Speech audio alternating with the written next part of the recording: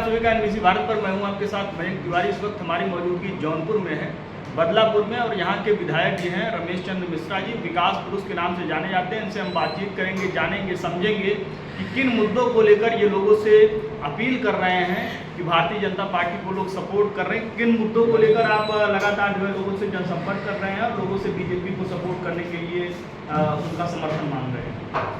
देखिए, भारतीय जनता पार्टी और इस देश के यशस्वी प्रधानमंत्री नरेंद्र मोदी जी का सबसे प्रथम मुद्दा है हमारा देश। हमारे भारत का गौरव पूरे विश्व में बढ़े, हमारा भारत विश्व गुरु बने, और साथ में हमारे जो ये तभी संभव होगा जब हमारे गांव का गरीब, जो हमारे गांव के सबसे निचले पायदान पर है, उसको हम उस लेवल पर खड़ा एक सामान्य स्तर पर खड़ा कर सकें। इसलिए आपने देखा होगा कि हमारी सरकार जितनी भी योजना चलाती है वो अधिकतर गांव के गरीबों के लिए चलाती है। आज हमारी सरकार का लक्ष्य आवास से लेकर शौचालय से लेकर के गरीबों को इलाज की व्यवस्था से लेकर के किसान अच्छे से खेती कर सके, उसकी खेती के लिए भी हम लोग जो है उसकी सहायता कर रहे हैं।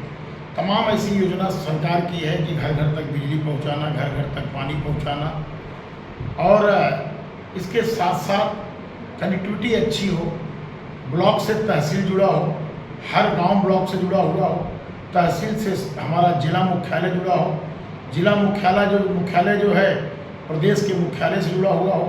इस तरीके की तमाम हमारी सरकार की योजनाएं हैं और हम उस पर लगातार काम कर रहे हैं।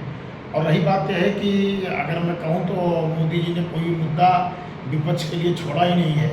हम लोग चूँकि गाँव गरीब के लिए काम कर रहे हैं, उनके पास जब कोई मुद्दा नहीं रह गया तो आजकल पीडीए, जातिवाद की बात, आरक्षण की बात, संविधान की बात करने लगे हैं, क्योंकि उनके पास कोई मुद्दा नहीं है। अगर वो एक भी मुद्दा उनका कोई भी नेता, चाहे कांग्रेस का हो, चाहे सपा का हो, चाहे बसपा का हो, किसी नेता ने अगर किसी गरीब की बात उठाई हो तो बताइए कि मोदी जी ने गरीबों का भला नहीं किया, मोदी जी ने किसानों का भला नहीं किया, मोदी जी ने व्यापारियों का भला नहीं किया, मोदी जी ने रोड नहीं बनाया। ये मुद्दा इनका नहीं है। ये सिर्फ इनका मुद्दा है पिछड़ा, दलित, अगड़े को लड़ाना, पिछड़े से लड़ाना, दलित को, संविधान बचाओ, बात समझ रहे हैं, आरक्षण बचाओ। जबकि इतनी बेशर्मी की ये लोग बात करते हैं।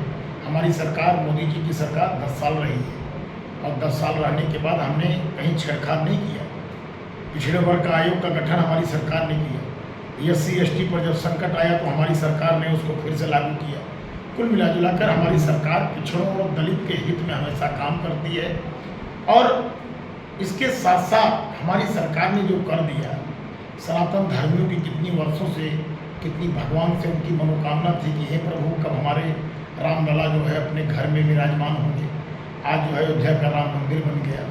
अयोध्या के राम मंदिर के साथ साथ आज हमारे जितने धार्मिक स्थल हैं सबका कायाकल्प हो गया। अब रही बात यह है कि इन विपक्षियों को कोई मुद्दा नहीं दिखाई पड़ रहा है, तो तमाम तरीके की बयानबाजी कर रहे हैं। कुल मिला करके इनका सूत्र बड़ा साफ है और भाजपा 400 के पार है।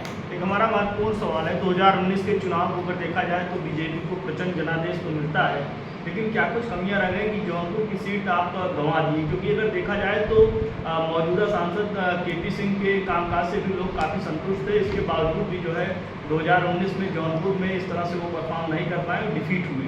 किस तरह से देखते हैं इस बार के चुनाव में किन मुद्दों को लेकर आप लोग जा रहे हैं, जिससे जो है यहाँ के वर्तमान प्रत्याशी कृपाशंकर सिंह को भारी जनादेश मिल सके?